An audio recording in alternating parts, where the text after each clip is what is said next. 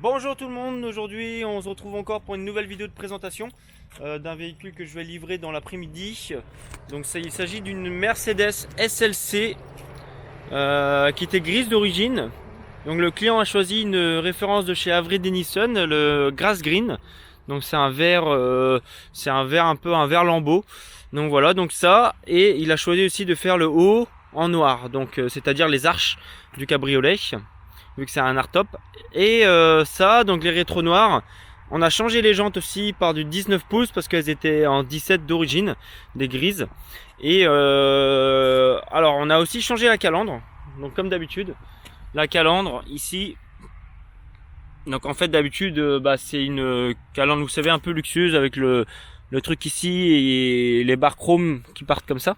Et le client lui a choisi la Panamérica, donc ce que tout le monde fait en ce moment avec les Mercedes. Donc je pense qu'il devrait même virer les calandres luxe et mettre que des calandres Panamérica. Mais bon, voilà. Donc ça, on a teinté les feux aussi, donc les feux avant et arrière. Donc voilà à quoi ça ressemble. Donc je vous montre les feux arrière. Voilà, les feux arrière qui ont été teintés, pareil ici. Donc le client a décidé de garder des chromes, hein. On n'a pas fait d'habitude, c'est vrai qu'on passe tous les chromes, donc le signe Mercedes, les petits chromes, mais il n'y en a pas beaucoup sur cette voiture, bizarrement, parce que Mercedes, c'est vrai qu'ils adorent mettre du chrome à la base. Donc là, il n'y en a pas beaucoup, hein, mais bon, voilà. À part ça, je sais pas si vous avez vu dans les feux, c'est quand même assez classe, parce qu'il y a du carbone et tout dedans. Ils sont vraiment très jolis. Sinon, j'ai fait aussi le pare-brise thermique. Donc je sais pas si vous voyez bien ici.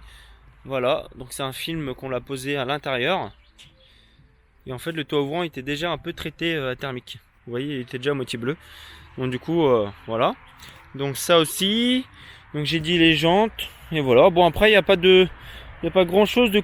C'est pas très compliqué à faire une SLC, hein. Ça reste Mercedes comme d'habitude. Donc j'ai fait énormément de Mercedes. J'en ai encore une là, j'ai encore une classe A à faire.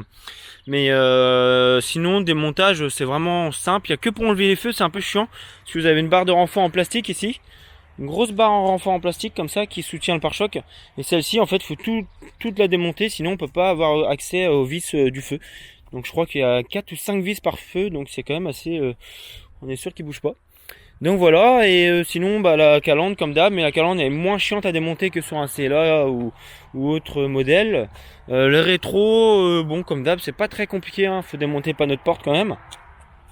Et ensuite vous avez 3 vis derrière, et ensuite il faut démonter cette coque. Donc en fait pour démonter le rétro, vous tirez cette coque là en dessous, celle-là est clipsée, et ensuite il faut dévisser 2 vis, et après vous avez accès à la grosse coque qu'il faut lever vers le haut. Voilà.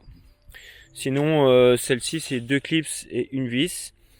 Et après voilà, celle-ci on peut pas l'enlever si vous enlevez pas le passage de roue, parce que du coup il est clipsé par derrière, mais si vous forcez trop vous allez tout casser. Et souvent les extrémités ici sont collées. Donc voilà, bon ça c'est très simple à enlever, hein. Il y a 2-3 vis, donc c'est vraiment rapide. Les poignées comme d'hab chez Mercedes, vous avez juste une vis sur le côté ici et elle s'enlève. Les arches, je les ai pas démontées. Les feux arrière, ils sont assez simples, hein. Comme d'hab, il y a 3 vis. 3 vis, donc rien de particulier.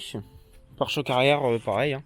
Donc voilà, et celle-ci, celui-là, il faut démonter toute la garniture pour avoir accès aux clips. Non, c'est pas des clips, en fait c'est des sortes de, comme chez BMW, vous poussez dessus vers l'intérieur et le feu se déclipse. Donc voilà, la trappe à essence comme d'hab, c'est très facile, et ça c'est collé, donc il faut juste les décoller et les remettre. Donc voilà pour la présentation. On se retrouve pour des prochaines vidéos bientôt, hein. J'ai encore pas mal de covering à faire. Donc j'essaierai de vous présenter ça pour vous montrer à quoi ça ressemble exactement. Allez, bonne journée à tous. Salut.